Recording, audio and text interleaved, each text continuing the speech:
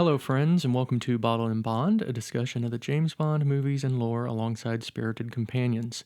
I am Mike Scott, and I have been watching James Bond movies for nearly 30 years, but have never really taken a deep dive into the history and lore of this film franchise. So, alongside my friend Charlie, we are going to delve into each of the 25 Eon produced movies. During this episode, we will be enjoying a beverage or two that would pair nicely with the movie.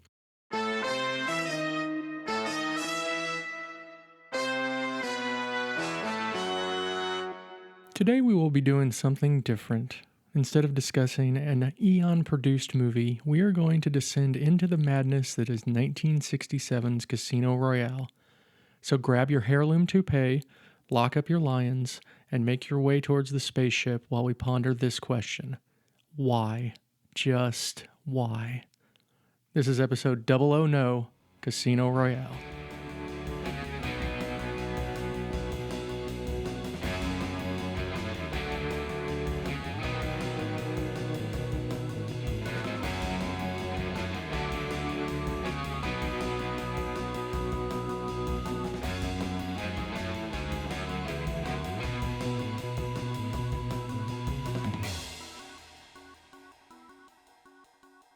Charlie, welcome. Thank you, Mike. Very exciting. Our first ever bonus episode. I know, and so shortly after the last one. And we're celebrating that with a very special companion beverage. We have Jepson's Malort liqueur, because nothing pairs better with a shitty movie than a shitty drink. Right. I mean, why didn't you just go get some, 1967 cough medicine before they put good flavors in it? It's probably about the same. Gross. So I did have a error and omission from our actual Casino Royale episode. I talked about Nicholas Roeg being the director of photography on Casino Royale. That was actually on this movie. Oh, okay. Yeah. Oh, man, that is a big mistake. Let's start with the plot summary. Oh, I can't wait. M tries to bring Bond out of retirement, but he says no. Then M dies, and Bond becomes M. He then makes every other agent a James Bond 007. They do crazy, psychedelic 60s stuff, watch Orson Welles do magic, and are ultimately killed by Bond's nephew, the barely taller than 4'6" Jimmy Bond. They play cards for maybe 5 minutes of this 130-minute slog. Casino Royale. Yeah, and if you want to see crazy psychedelic 60s stuff, just go watch all episodes of The Monkees. Yeah. Right. Then you can see some psychedelic 60s stuff that's kind of funny, actually. Or if you want to watch something make fun of it, watch Austin Powers. Right. Who clearly was inspired as much by this as they were by actual Bond movies. Yeah, I mean, there are a couple parts to this that you can almost see directly inspire Austin Powers. Our cast, we have David Niven as Sir James Bond, Peter Sellers as Evelyn Tremble / James Bond, Ursula Andress, a.k.a. Honey Rider, as Vesper Lind, Orson Welles as Le Chiffre, Woody Allen as Dr. Noah / Jimmy Bond, Delia Lavi as the Detainer, Joanna Pettit as Mata Bond, Deborah Kerr as Agent Mimi, Lady Fiona McTerry, William Holden as Ransom, Terrence Cooper as Cooper / James Bond, Jacqueline Bisset as Miss Goodthighs, Charles Boyer as Legrand, Jean-Paul Belmondo as a French legionnaire, and Peter O'Toole as a French Legion officer. Some of the best thing in the movie was the silly little cameos. Yes. And here's where Jacqueline Bisset the person who just died today? No, that was Bridget Bardot. Oh, Bridget Bardot. Yeah, same thing. Wow. We just lost all our listeners. You can cut that out. Okay. Crew. This is where we're going to notice why this movie is such a problem. Directed by Val Guest, Ken Hughes, John Huston, Joseph McGrath, and Robert Parrish. Maybe all at the same time. Maybe that was the problem. I think, yes, they were all They were all trying to give direction at the exact same time. Additional directing by Anthony Squire and Richard Talmadge. Screenplay by Wolf Mankiewicz, John Law, Michael Sayers, and Woody Allen. And that's only the credited ones. Right. Music by Burt Bacharach. Ladies and gentlemen, Mr. Burt Bacharach. Cinematography by Freddie Young. Production design by Michael Stringer. Additional photography by Nicholas Roeg. who is known for movies such as Walkabout, The Man Who Fell to Earth, and Don't Look Now when he became a movie director. Okay. And his homage to him with Vesper running away in the red dress, that was an homage to his movie Don't Look Now. Okay. Okay. Yeah. And the music is maybe the best part of the movie. It is, yeah. And there is a theme song, actually. I didn't realize there was, but it's called The Look of Love by Burt Bacharach and Hal David. Yeah, and that charted, and so did the actual theme song to the movie, which is that little instrumental thing. And at the end, we heard there were goofy words to it, although I was just too traumatized to listen to those words, so I haven't done it. But both songs were actually popular songs at the time. And we'll talk about that a little bit. This, as terrible as this is, it did well. The Look of Love I can see being a popular song. Yeah. It's a good song. It's sung by Dusty Springfield, right? I can see that. The theme song you can only see being popular in the 60s because it's very jazzy and goofy. Yeah. Now I know I'm going to get this name wrong, and I'm especially going to get the name wrong for this episode. So the world premiere was at the Odeon Leicester Square on April 13th, 1967. Man, you really butchered that. U.S. premiere in New York City on April 28th, 1967. That came out like 2 months before You Only Live Twice. Okay. Kind of like Octopussy and Never Say Never Again, sort of. Yes. Yeah. So the budget, and neither of these were adjusted for inflation. It was just easier to go by that. The budget was $12 million. The worldwide box office, $41.7 million. I think now that it comes out to like 400 something million. So it actually was quite a successful movie. Yeah. Because everybody wanted to go see it. And then they saw it and were like, what did we just see? And maybe they were all high in the 60s or something, and they thought this was funny. You and I have the exact same history with this film. We watched it with the Countess Tracy and our two biggest sponsors, Sean and Amy, on December 26th. We did. I mean, we all experienced it together. Yep.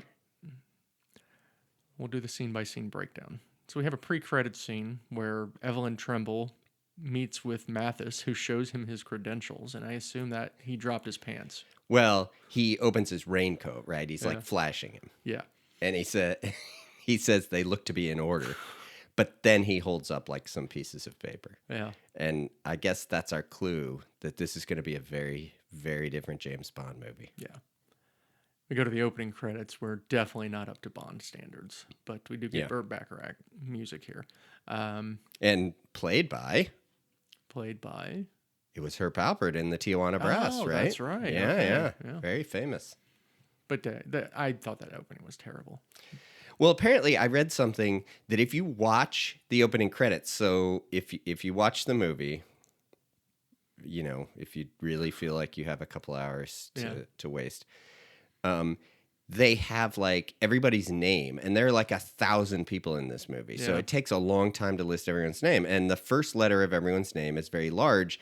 And in it, they're showing some kind of clip from the movie. Yes. The thing I read today said, if you watch those carefully, you actually see the fate of most of the people in the movie. Of course.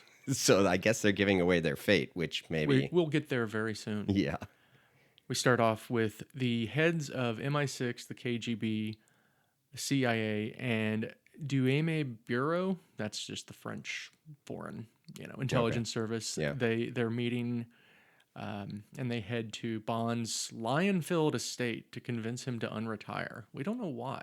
Never really got why they wanted. I could not understand why they needed him to unretire. Yeah. There was a lot of dialogue that I really found confusing in this whole scene at Bond's estate. But they're trying very hard to get him to unretire. And I think one of the one big thing we learn at the estate is that James Bond is like a teetotaler who never consorts with women. Yes, he's celibate. And he's upset because apparently, according to him, they've named a bunch of other subsequent agents, given them 007 James Bond. So I think that's the one key thing you have to get out of this scene is you start to say to yourself, oh, I guess we're supposed to think that everyone else we've seen as James Bond wasn't the quote unquote real James Bond. This guy in his big fancy house is the real James Bond who existed before these other people. You know, Ian Fleming did want David Niven to be James Bond. So That's kinda crazy. funny, yeah. Well, he got his wish, unfortunately. Charlie did put away all his lines before he came over to record this episode. I did, right? So Yeah. they ask him to unretire. He declines. So then M orders Bond's estate destroyed by mortar fire. Yeah, he lights a cigar, which is the signal The to signal. the guys. And then they blow it up. They blow it up, and then it kills him. Which, it was a pretty nice house for a government employee, It wasn't was, it? yeah. It was like a gigantic estate and a humongous house. Right, so I guess blowing up his house is supposed to convince him to come back? I don't know. I don't know. But the more important thing is that M died. And not only that, but his toupee flew off Yes. when the explosion happened. We go to Scotland, where Bond is giving M's remains, which is his toupee, called his heirloom, to his widow, His heirloom. who is actually a Smersh agent named Mimi. She and her fellow agents, these are M's quote-unquote daughters. So I don't understand this Smirch agent. Nobody knew who M's widow was, so all the people who were there, the English people who were there, didn't know this wasn't truly M's family, I guess, or something. Like they'd put these people in there. What's funny about all these comments know. you're making is that you can't ruin the movie. It's already it ruined itself just fine. But yes, I know. I don't did.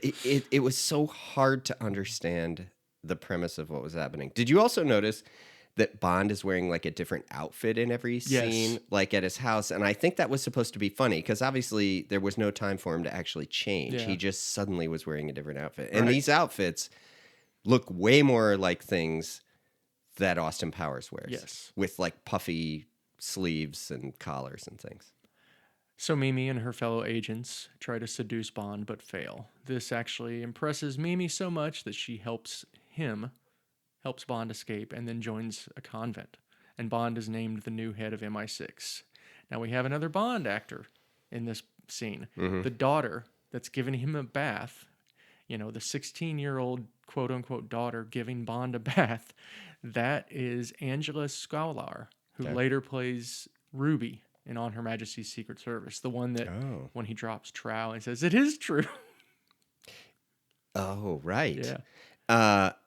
So can we mention for a minute how disturbing all these scenes are with M's supposed daughters who talk about how he adopted them and they give him a bath all the time and they undress him all the time and they're trying to they're trying to seduce Bond.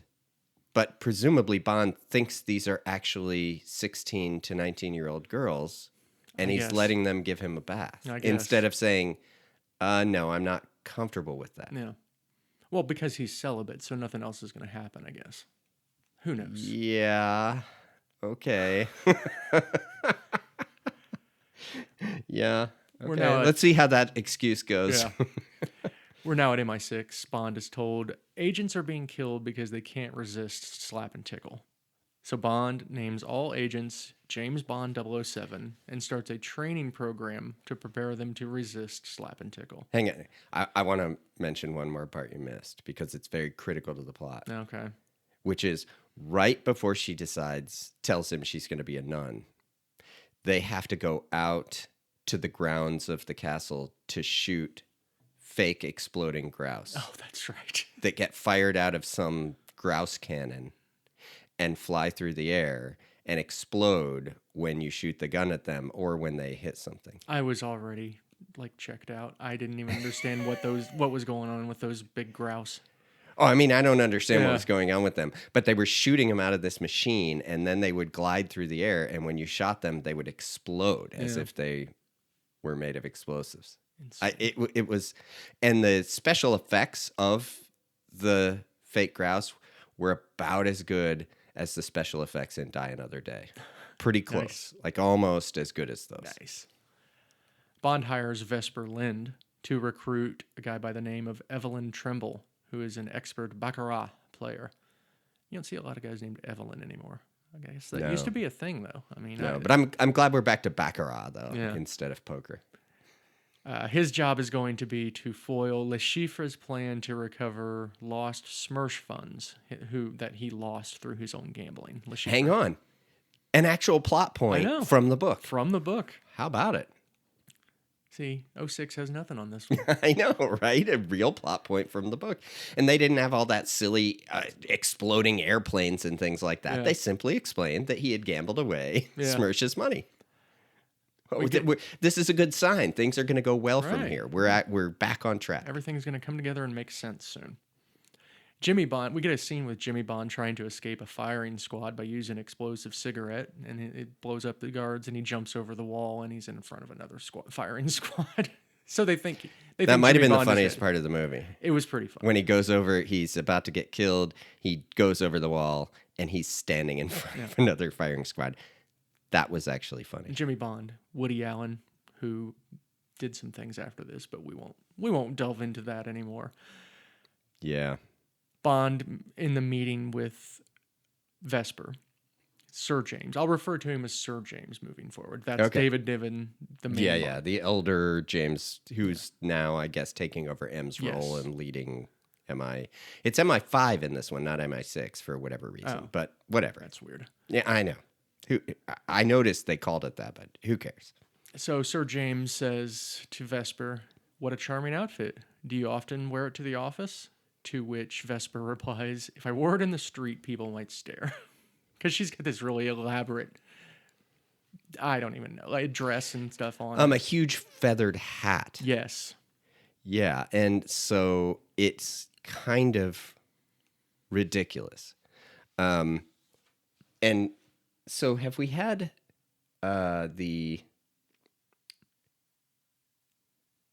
Yeah, I want to mention one thing right before the firing squad scene. So there's one part that I really noticed where Smirsh, there's a car chase, and Smirsh calls back to their office, and their office is run by all these women who are in the middle of this big control panel, Yeah.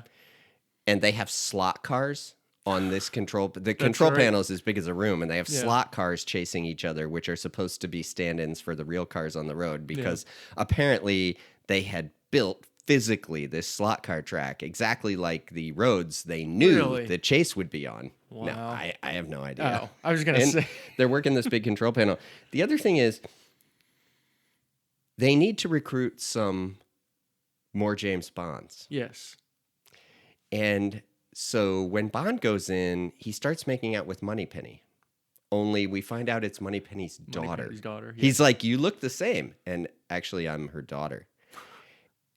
And then we find out that Moneypenny's daughter's role, I guess, is picking out the men by lining them up and kissing them all and then sleeping with them to determine if they would be a good James Bond.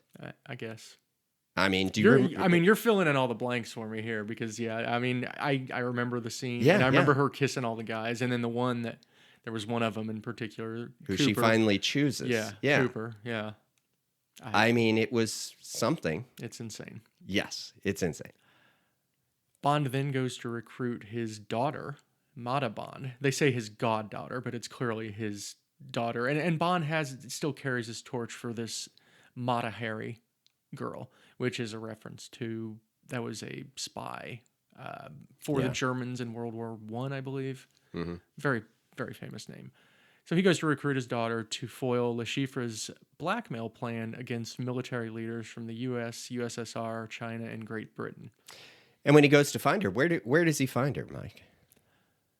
In some big Taj Mahal type palace, yeah. Yes. I read they actually had designed a gigantic Taj Mahal set, Yes. but it was It never got way used. too big and expensive. Yeah. Yeah. But there's an entire dance number when he meets her Yes. of all of these women, and then finally she comes out. So when he meets her, there's a whole song and dance number. Yeah. I guess, again, this is where Austin Powers got some of their ideas.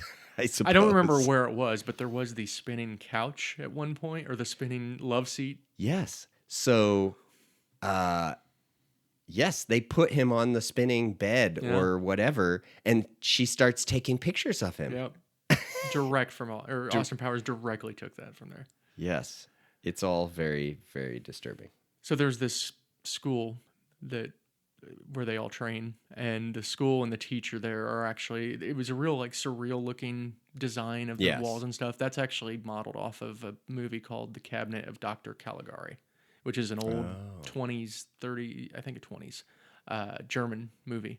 Well, it was, that's funny you say that because they seem German, but it looked very German arty with all the Yeah. weird lighting on the people's faces and everything. So that checks out. I wouldn't be shocked if there was a Simpsons that did something with the Cabinet of Dr. Caligari. So Maybe not. The other thing is here we get the one inspiration that 2006 Casino Royale used from this movie, okay, which is one of the spy instructors had on his chest like a a defibrillator / that's right. pacemaker device on the outside of his chest, Yeah, which the wire comes loose from. they had to have done that. I for mean, I don't they know, had to. They right? had to have done that in '06 as a Knowing tribute that to that movie. happened. They I had to mean, have. if they didn't, it was a big miss, but Yeah.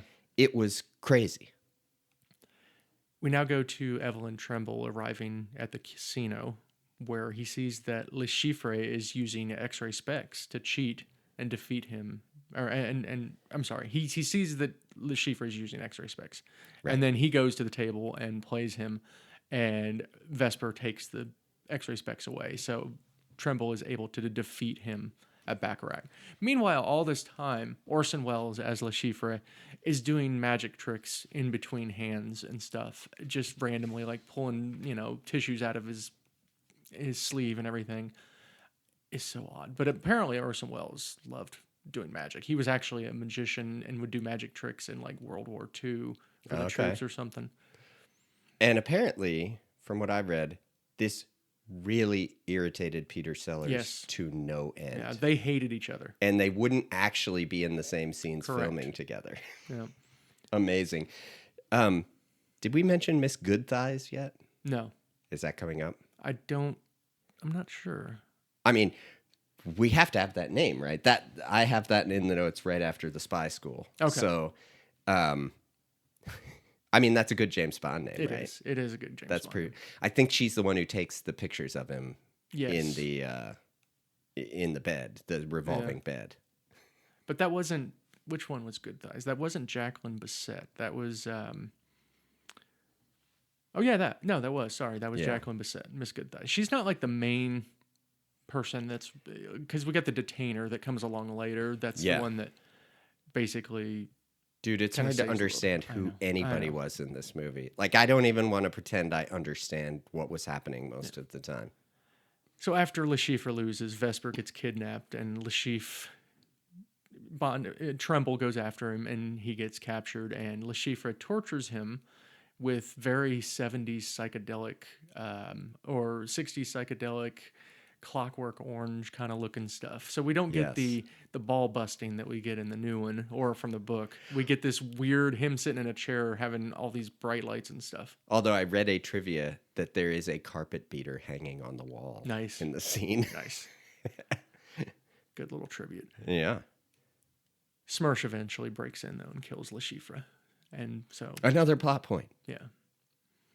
We now go back to Did you I notice? really went- Did you notice he says that chair's waiting to be reupholstered?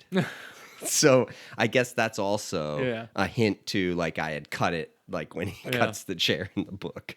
I mean, just so you know, I'm doing this summary as slapdash as the movie was. So that's why we're jumping quickly here. I couldn't even tell you what order these things happen in or why they happen Yeah. in that order and what it means that they happen in that order. But I do have a lot of trivia. yeah. Okay. So now we have Matta Bond being kidnapped by a flying saucer in London, which I don't understand it at all. That's gone. There's no more of the flying saucer after that. I know. But this was part of the plot, right? Of the actual book where she gets kidnapped, right? Matta Bond? Oh no. No, Well, Matta Bond. it's Vesper, but still in the book it's Vesper who gets Yeah. kidnapped, but I suppose there had to be a kidnapping. Not by a flying saucer, though. No, but I do like the scene where Peter Sellers as Bond comes out and asks the guy if he's seen anyone who looks like her, and he said, "Well, I did see someone get kidnapped. had a bag over her head, describes Yes. her being pushed into a car. Yes, that's her. Yeah, I remember. I do That was remember. that was almost humorous. Sir James and Moneypenny discover that Smersh's headquarters is actually under the casino, and it's ran by a guy by the name of Dr. Noah, who actually is Sir James's nephew, Jimmy Bond. He plans to deploy a biological weapon that makes all women beautiful and kills all men over 4'6". Okay, that's kind of funny. That is fun. He tries to convince the captured agent, the detainer, to be his partner, but she dupes him into swallowing an atomic time pill. So now for the rest of the movie, we see him like hiccuping, and there's like a countdown on it of his hiccup each time he does. And the hiccups are like little cartoony, Yes. almost like would be in a Batman POW thing Right. or something, right? They're these little cartoony things coming out of Woody Allen's mouth. Detainer says, "Do you treat all the girls you desire this way?" To which Dr. Noah replies, "Yes, I undress them and tie them up. I learned that in the Boy Scouts." That has even weirder meaning in modern times. It definitely does. So Vesper reveals she's a double agent, and then there's this huge fight at the casino. And my favorite moment of the movie is when they say, "Oh, the Americans are coming," and it's a bunch of cowboys on horseback. Yes, they cut. Just They totally cut yes. to like a Western film Yep. with a posse riding through Yeah. the desert, and suddenly the horses ride into the Yeah. casino. So you got people fighting everywhere, and Dr. Noah's walking around through all this madness, and he continues to hiccup and stuff. Whoa, but not just the cowboys. Yeah. Then Oh, the yeah. Indians Yeah, then the break Indians. through from the top of the casino and come down on ropes and start shooting. Yeah.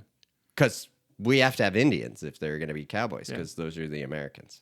I did just remember from the Q, when they were at the Q branch. I was about to say. with the guys that were in the scuba gear. This and they might were be the best part of the movie. guys in the scuba gear shooting a bow and arrow. Yes.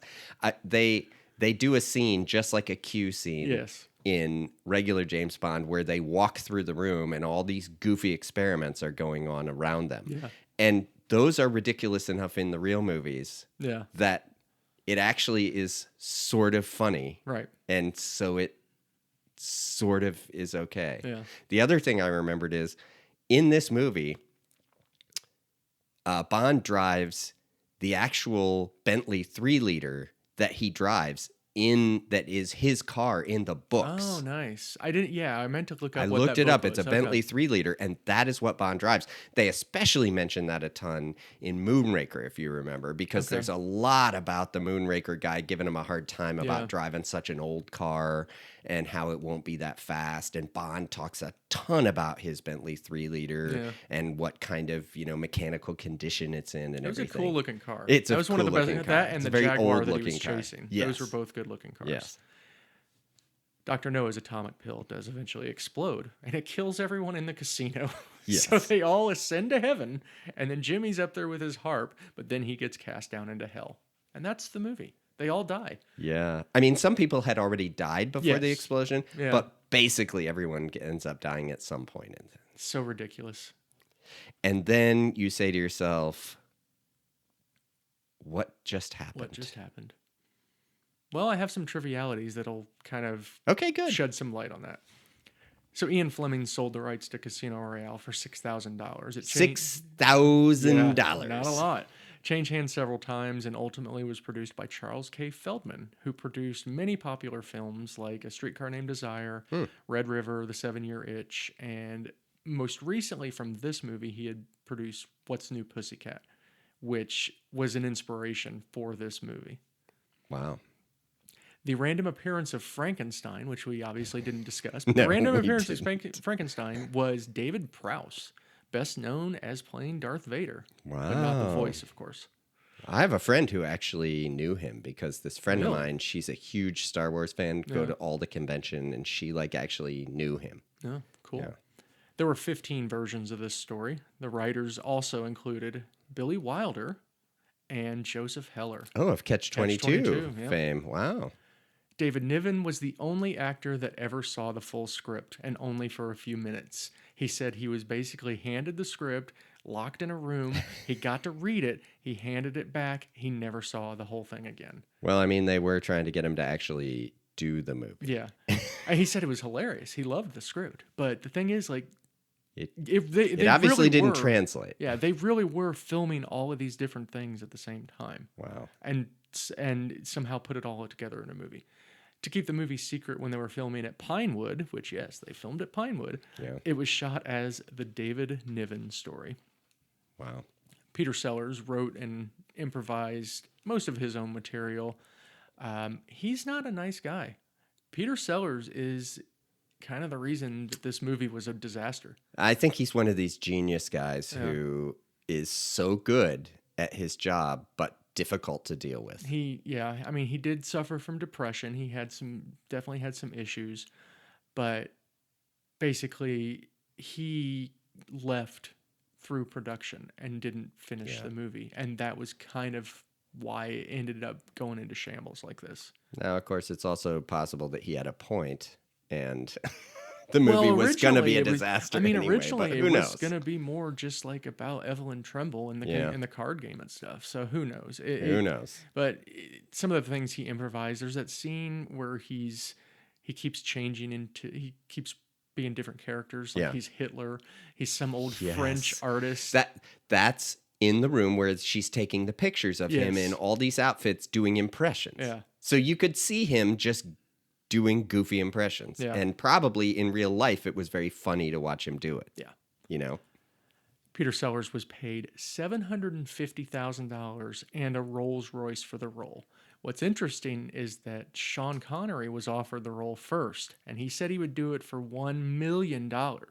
Yes. But the producer rejected that and very much regretted it later. Yeah, said it would have actually saved me money to just pay you the $1 million. We could have had a Sean Connery Casino Royale. That would have been crazy. Well, and foreshadowing, my friend. Yeah. We get never say never again, right? Yep. They offer Sean Connery money and he agrees to do it. I'm going to go out on a limb and say, I'll bet that's a better movie than this one. I'm gonna agree with you there, even though I've never seen it either. Yeah, right. So the thing about Peter Sellers, one of his things, because speaking about that Rolls Royce, he would miss afternoons of production due to appearing in court for civilian arrests that he made for traffic violations. He would just sit in his Rolls Royce, watch people making traffic violations. He would do like citizens arrest. You just arrest. went through a stop sign or something? Yeah. Wow. So he felt that Scotland Yard was too slow to respond to his calls for these violations, so he made the arrests himself. Okay, well, now I got to say, I got some sympathy for him. Because do you know how many times a day when I'm out on the road, Mike, if I could arrest somebody, I would. And I say to myself, why aren't the police here when you need them to be? Right. Because people do terrible, ridiculous things. Yeah. So Ursula Andress, a.k.a. Honey Rider, she was romantically involved with a guy by the name of Jean-Paul Belmondo during filming. Jean-Paul Belmondo does have a brief cameo in this as a French Legionnaire soldier. Okay. He is a well-known French actor, and he's very famously known for this movie called Breathless, which I've actually seen a couple times. It's a really good movie, but it was like one of those big French new wave kind of artsy, this is different from everything before things. Okay. So he was a pretty popular face, and he was dating Ursula Andress at the time, so he got to be in the movie. Orson Welles hated the whole Bond cult thing, and because he's an artist. He's an auteur or whatever. Yeah. Yes. I did not get along with Peter Sellers. That casino scene. Did you say the casino scene? How they didn't even shoot it in the same time? Right. Yeah. Yes. I thought you said that. And they wouldn't be in the same room with you. But apparently, part of it was that Orson Welles was really well respected because he was such a well-known, well-respected actor, and Peter Sellers was jealous of him. Is the theory, which I could also totally see. But I could see Peter Sellers being kind of a goofball cut up and Orson Welles being a serious actor, probably not appreciating that, right? Yeah. Because you don't make off the cuff remarks and you don't ad lib, right? You read the script and you go in and do your acting role. I can see them being two very, very different actors. See, I don't know that Sellers was like fun. I think he was like we might not have. But because bear in mind, Orson Welles was doing magic all the time. yes, I know. Too. But I think when the camera rolled, Yeah. Sellers probably would do those ad libs. Yes. And it probably irritated. But also, I get the impression he was jealous of Welles being so well regarded. The Look of Love received an Oscar nomination. Yeah. So this movie was nominated for an Oscar. And both that and the instrumental that played by Herb Alpert both charted at the time in the 60s. Isn't that crazy? And apparently, I'm going to get this totally wrong, but Herb Alpert plays horn on a future actual Eon production James Bond theme. Okay. I'll have to look that up because I think I might have mentioned that. Yeah. On the show, but I don't remember. I think so. There's some other connection. It'd be funny if it was Never Say Never Again, though. I know, right? Wouldn't it? Actually, that would be hilarious. It probably was. Watch it be. So, final thoughts and rating. I'll go first. And here's what we're gonna do. We're gonna give our rating, and then we're gonna take our drink of Malort. Yes. Things that I liked. I mean, there were a few jokes that I laughed at. The Americans coming and the cavalry coming. That was funny, with the old Western. This movie makes no sense. It's just an absolute disaster. Everybody says it's a disaster. Everybody's right. Nobody ever needs to watch this movie unless you're doing a James Bond podcast and you feel obliged to.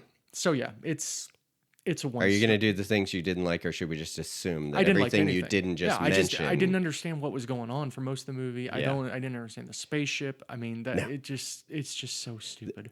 Yeah. So for me, the things I liked, there were a few funny moments. Yeah. Right? Like him asking the guy if he just saw a woman out here and recognizes her, and he describes her as about this tall with a bag over her head being abducted, or the horses, as you mentioned. And there were a couple other little slapsticky scenes when they go to East Berlin that were a little bit funny. Like, you can see a few things that have a kernel of promise for later things, such as Austin Powers or Airplane or other goofy movies.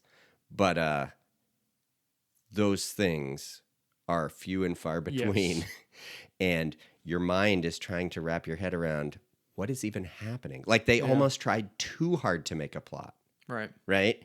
And you cannot understand what on earth is going on. And yeah, I would say that has a lot of problems. The concept of the spoof, I don't think that was there. They were trying to be funny, but they weren't trying to spoof. And I think if they leaned more into the spoofing of the real Bond movies, maybe that would have worked. And something that actually you could follow. Yeah. Right? But hey, we had that rotating bed and Burt Bacharach and Austin Powers. So we did. I mean, the music might have been the best part, right? The Dusty Springfield singing "The Look of Love." I mean, that's good, right? Yeah. That's good. That might have been the best part, actually. So I think I said it, but I'm giving it 1 star. 1 star. Is 1 the lowest we're allowed to give? Technically, you can go half star. I won't go half because I did laugh, and I reserve half stars for very, very, not necessarily bad movies, but things that I do not like. Things that are actually punishing to watch. Things that are in it for one way or the other. Like if you're strapped to a chair. Like if you're in Clockwork Orange and you're strapped to a chair and forced, those are half star. Yes. All right. Well, I'll go with 1 star by that definition as well. And to commemorate this bonus episode, we will now drink our Malort. Our Malort. Oh, it's like drinking perfume. And when you drink that, much like the movie, you think to yourself, this is a thing that actually exists, and people consume this for some reason. And some people like this. And the thing is, I read that this movie has made more than several other of the Bond films, the real ones, and that Peter Sellers' estate continues to make money from this Peter movie. Sellers signed a sweet deal where he also got residuals from. But the problem is that means people have to show it and watch it still, which I cannot. Like, you could understand some cult classics that are so bad they're good. I love the so bad they're good. I did that earlier this week, or like last week. I watched Garbage Pail Kids movie and Troll 2, and those movies are awful, but they're so bad that I loved watching them. This, I don't think I'll ever watch it again. Like I've never watched The Room. Have you watched The Room? No, I don't know if I can bring myself. I to do don't that know, one. but I almost want to watch it now just to see if, as a bad but so bad it's good movie, it's better than this. Because this one almost tried too hard. I don't know what it was, but it's the only thing I remember from The Room. Oh, hi, Mark.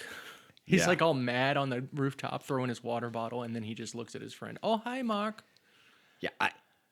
We'll do that one. Let's do Maybe The Room. we will. And one But of ours. and we'll sort of rank it compared to this, although it wasn't trying to be a spoof. And that might be why this is worse. Yeah. And We'll that's it. see. Because this is actually trying to be funny. Yeah. And in most cases, it is not Just funny. fails. So our next episode in this little bonus series will be Never Say Never Again. And I don't know when we'll do that one. It probably won't be till after we finish the Craig movies, but stay tuned. But that'll do it. Thank you, Charlie. All right. Thank you, Mike, I guess.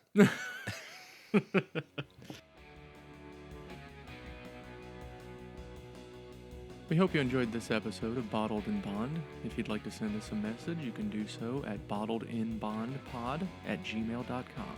Till your next briefing, pour yourself a drink, light a smoke, and find yourself a spirited companion. Goodbye.